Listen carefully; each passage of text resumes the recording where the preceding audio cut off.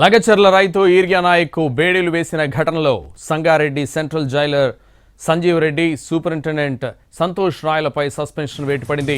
ఈ ఘటనకు బాధ్యులైన Jailer, సూపరింటెండెంట్పై criminal కేసులు నమోదు చేయాలని ఆదేశాలిచ్చారు.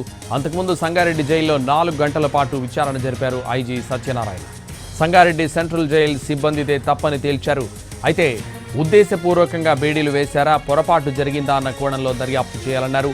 దీని వెనుక కుట్ర కోణం ఉందని కూడా ఐజీ అనుమానం వ్యక్తం చేశారు. లగచర్ల కేసులో నిందితుడు A2 సురేష్ తీరుపై కూడా అనుమానాలు వ్యక్తం చేశారు.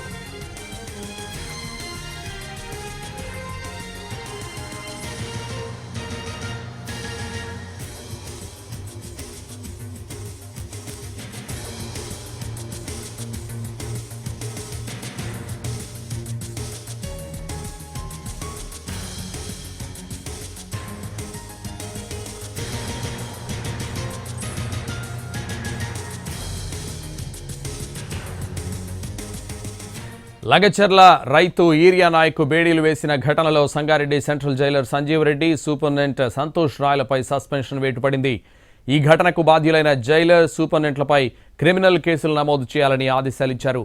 అంతకుముందు సంగారెడ్డి జైల్లో 4 గంటల పాటు విచారణ జరిపారు IG Satyanarayana. Sangareddy central jail సిబ్బందిదే తప్పని తేల్చారు. అయితే ఉద్దేశపూర్వకంగా బేడీలు వేశారా, పొరపాటు జరిగిందా అన్న కోణంలో దర్యాప్తు చేయాలన్నారు. దీని వెనుక కుట్ర కోణం ఉందని కూడా ఐజీ అనుమానం వ్యక్తం చేశారు. ఇదే విషయానికి సంబంధించి మరింత సమాచారం మా crime input editor Ramesh Vaitla phone line అందిస్తారు. రమేష్, సంగారెడ్డి జైల్ సూపరింటెండెంట్ అయిన సంతోష్ రాయ్తో పాటు జైలర్ సంజీవ్ రెడ్డి ఇద్దరిని కూడా సస్పెండ్ చేస్తూ ప్రభుత్వం ఆదేశాలు జారీ చేసింది. ఈ మేరకు ఇవాళ ఉదయం నుంచి కూడా ఒక పెద్ద మొత్తంలో కూడా పొలిటికల్ గా సంబంధించిన సంఘటన జరిగింది. అయితే లగచర్ల ఇష్యూలో అరెస్ట్ అయిన ఈర్షా నాయక్ గుండె నొప్పి రావడంతో అతన్ని ఆసుపత్రికి తరలించారు.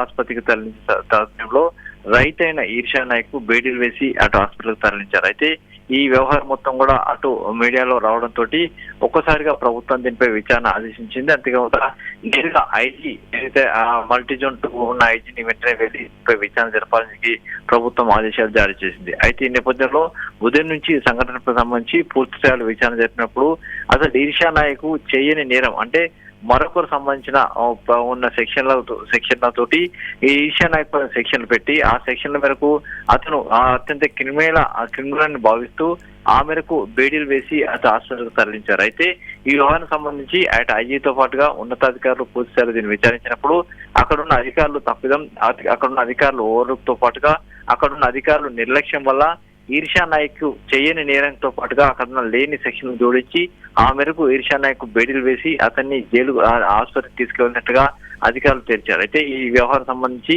అక్కడ పూర్తిగా పర్యవేక్షించాల్సిన జైలర్ సూపరింటెండెంట్ జైలర్ అయిన సంజీవ్ రెడ్డి పూర్తిగా నిర్లక్ష్యం వహించారు. ఈ వ్యవహారం మొత్తాన్ని ఎప్పటికప్పుడు పరిశీలించి పర్యవేక్షించాల్సిన సూపరింటెండెంట్ సంతోష్ రాయ్ వీళ్ళిద్దరు నిర్లక్ష్యం వల్లనే కింది స్థాయి సిబ్బంది పూర్తిగా ఆ ఈర్షా నాయక్ బేడీలు వేసి ఆసుపత్రికి తరలించారు. కాబట్టి వీళ్ళిద్దరిని వెంటనే సస్పెండ్ చేస్తూ అటు ప్రభుత్వం ఆదేశాలు జారీ చేసింది. దీంట్లో సంగారెడ్డి సెంట్రల్ జైల్ సూపరింటెండెంట్ అయిన Santosh Rai, Sangareddy jail central jailer అయిన సంజీవ్ రెడ్డి ఇద్దరిని కూడా సస్పెండ్ చేశారు. అయితే ఈ సస్పెండ్ తో పాటు వాళ్ళిద్దరి పైన క్రిమినల్ చర్యలు కూడా ఆదేశాలు జారీ జరిగింది.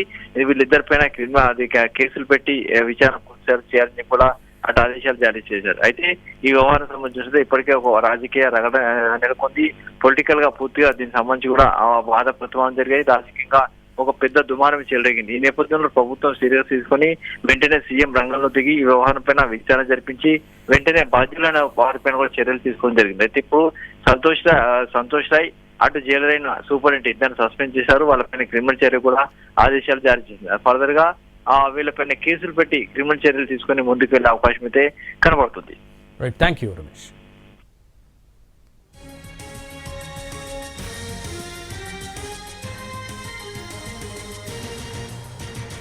లగచర్ల రైతు ఈర్యా నాయక్ బేడీలు వేసిన ఘటనలో Sangareddy central jailer Sanjeev Reddy, superintendent Santosh రాయలపై సస్పెన్షన్ వేటుపడింది. ఈ ఘటనకు బాధ్యులైన జైలర్, సూపరింటెండెంట్లపై క్రిమినల్ కేసులు నమోదు చేయాలని ఆదేశాలిచ్చారు. అంతకుముందు సంగారెడ్డి జైల్లో 4 గంటల పాటు విచారణ జరిపారు IG Satyanarayana. Sangareddy central jail సిబ్బందిదే తప్పని తేల్చారు. అయితే ఉద్దేశపూర్వకంగా బేడీలు వేశారా, పొరపాటు జరిగిందా అన్న కోణంలో దర్యాప్తు చేయాలన్నారు. దీని వెనుక కుట్ర కోణం ఉందని కూడా ఐజీ అనుమానం వ్యక్తం చేశారు. లగచర్ల కేసులో నిందితుడు ఏటు సురేష్ తీరుపై కూడా అనుమానాలు వ్యక్తం చేశారు. అది ఇప్పుడు ఈ లగచర్ల కేసులో హ్యాండ్ కప్స్ చేయటం కరెక్ట్ కాదు.